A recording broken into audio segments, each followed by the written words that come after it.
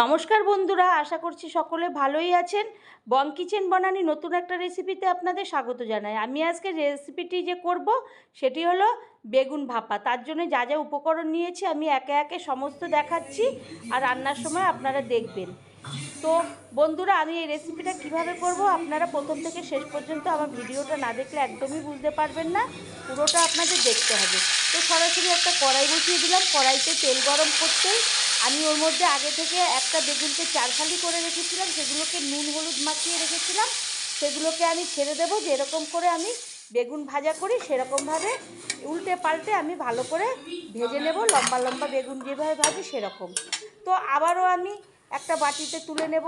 তোলার পরে আবারও আমি বেগুন দিয়ে দেবো কড়াইতে, আবারও উল্টে পাল্টে তুলে নেব। এইভাবে আমি পুরো বেগুনটা ভেজে নেব। তো আমার চ্যানেলটি যদি এখনও আপনারা সাবস্ক্রাইব না করেন তো প্লিজ সাবস্ক্রাইব করবেন, লাইক শেয়ার করবেন এবং পাশে থাকা বেল বাটনটি টিপবেন, তাহলে যে কোনো রেসিপি আপনাদের কাছে আগেই পৌঁছে যাবে। এরপরে একটা নিয়ে নিলাম মিক্সিং জার, তার মধ্যে দিয়ে দিলাম নারকেলের কুচি আর কাঁচা লঙ্কা, আর দিয়ে দিলাম পোস্ত, সাদা সর্ষে, কালো সর্ষে। তো প্রথমে আমি একটু ওই সর্ষে পোস্তগুলোকে একটু শুকনো খোলায় গুঁড়িয়ে নেব, তাতে আমার মিক্সটা সুন্দর হবে। তারপরে আমি আবার দিয়ে দেব জল দিয়ে আবারও গুঁড়িয়ে নেব। তারপরে মিহি একটা পেস্ট তৈরি করব। এদিকে আমি একটা টিফিন বাটি নিয়ে নিলাম।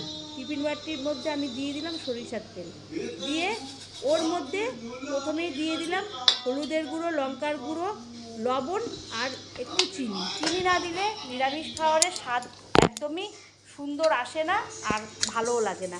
তারপরে আমি দিয়ে দিলাম যে আমি মিক্সিং জারে যে পেস্টটা করেছিলাম সর্ষে পোস্ত, নারকেল আর কাঁচা লঙ্কা, সেটাকে দিয়ে দিলাম। দিয়ে এবার ভালো করে হাত দিয়ে সর্ষের তেলের সঙ্গে ওই মশলাগুলো আর এই পেস্টটাকে ভালো করে আমি মেখে নেব।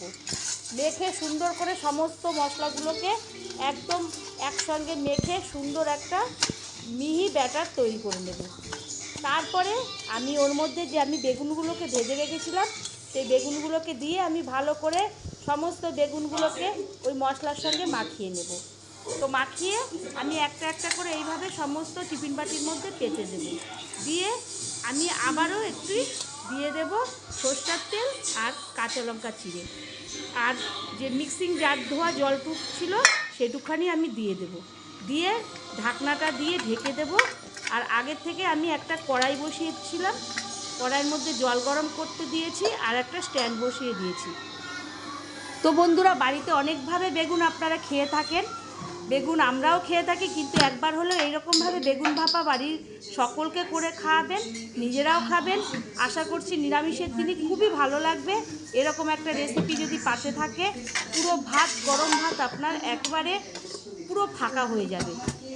আশা করছি এরকমভাবে একবার হলেও করবেন। আমি কিভাবে করলাম, এরপরে গরম জলটা করতে দিলাম। ওই জলের মধ্যে স্ট্যান্ডটার মধ্যে ওই টিফিন বাটিটা বসিয়ে একটা ঢাকনা দিয়ে আমি ঢেকে দেবো। তা আমি প্রায় 10 মিনিট পরে ওই ঢাকনাটা তুলে আমি দেখব আমার রান্নাটা হয়ে গেছে, ভাপাটা, কারণ জলটাও শুকিয়ে আসছে। এরপরে আমি একটা ন্যাকড়া দিয়ে টিফিন বাটিটা নিচে নামাবো এবং টিফিন বাটিটা একটু ঠান্ডা হলে আমি মুখটাকে খুলে আমি দেখব আমার রান্নাটা পুরো বেগুন ভাপা সুন্দরভাবে হয়ে গেছে। তো বন্ধুরা, আমি কিভাবে করলাম প্রথম থেকে শেষ পর্যন্ত এই রেসিপিটা না দেখলে একদমই বুঝবেন না। আর ভালো লাগলে লাইক শেয়ার কমেন্ট করবেন, পাশে থাকা বেল বাটনটি টিপবেন। আবারও কোনো নতুন একটা রেসিপিতে দেখা হবে, ততক্ষণের জন্য ধন্যবাদ।